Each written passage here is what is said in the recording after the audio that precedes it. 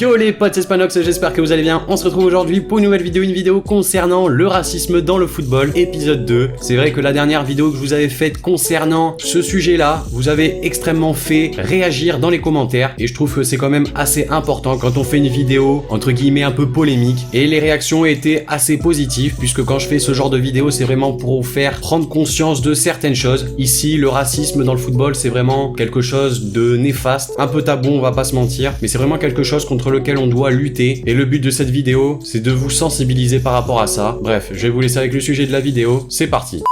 On a premièrement Roberto Carlos. Son passage au Enzima Kashkala aurait dû être plus paisible pour Roberto Carlos après sa magnifique carrière, mais malheureusement il a été victime de racisme. Un supporter russe lui avait lancé une banane dessus, ce qui avait totalement attristé le latéral brésilien qui avait préféré quitter le terrain. Ensuite on a Pape Diop, l'ex-milieu sénégalais de Levante, avait déclaré avoir fait l'objet de cris de singe de la part de supporters de l'Atlético Madrid. Son geste après la défaite de l'Atlético Madrid avait été perçu comme une provocation de la part de certains joueurs du club madrilène et le match s'était achevé par un début de bousculade. Diop s'était ensuite exprimé à ce sujet en expliquant qu'il s'apprêtait à tirer un corner et qu'une partie des supporters de l'Atlético avait commencé à pousser des cris de singe. Il a poursuivi en disant « Je n'ai rien contre les supporters de l'Atlético parce que ça a été seulement le fait d'une partie du public, mais il me semble que c'est un manque de respect qui se produit sur tous les terrains. C'est une provocation. Je ne sais pas si on peut qualifier ça de racisme, mais il faut que les cris de singe s'arrêtent. » On a ensuite Patrice Evra. Lorsqu'il évoluait du côté de Manchester United, Luis Suarez avait refusé de lui serrer la main. C'était lors d'un match Man United-Liverpool. On se rappelle quand même beaucoup de gestes racistes de Luis Suarez lorsqu'il évoluait en Première Ligue. Heureusement, on a vu quand même une évolution assez positive puisque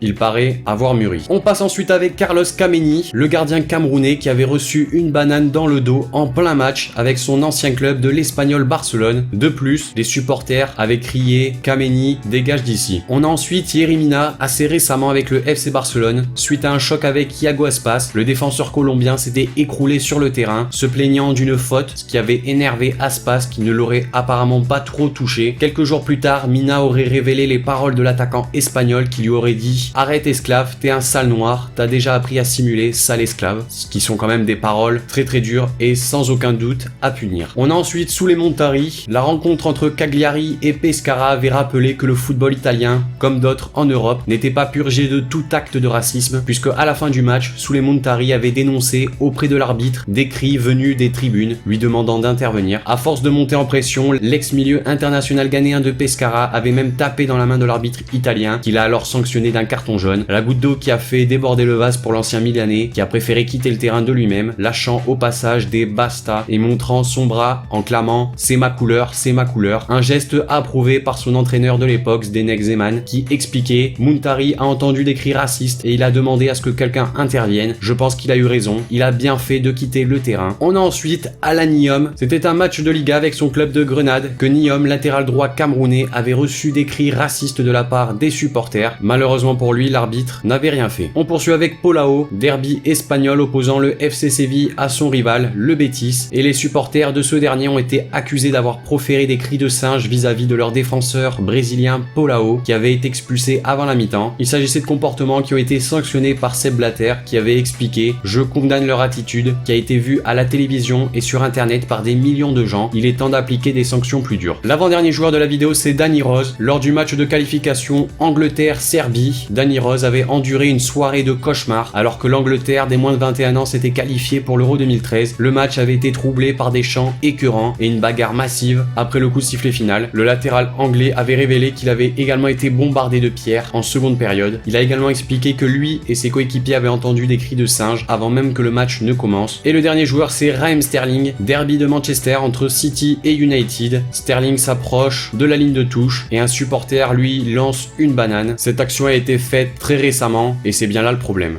Donc voilà les amis, cette vidéo concernant le racisme dans le football, épisode 2 est maintenant terminée. N'hésitez pas à me dire dans les commentaires ce que vous en avez pensé de ce deuxième épisode. N'hésitez pas à réagir dans les commentaires, c'est très important. Lâchez le like si la vidéo vous a plu. Abonnez-vous si c'est pas déjà fait. Et moi je vous dis à la prochaine pour une nouvelle vidéo, c'était Spanox. Allez, salut tout le monde. Je sens l'odeur de mon âme qui brûle. Y'a rien à faire, c'est comme ça.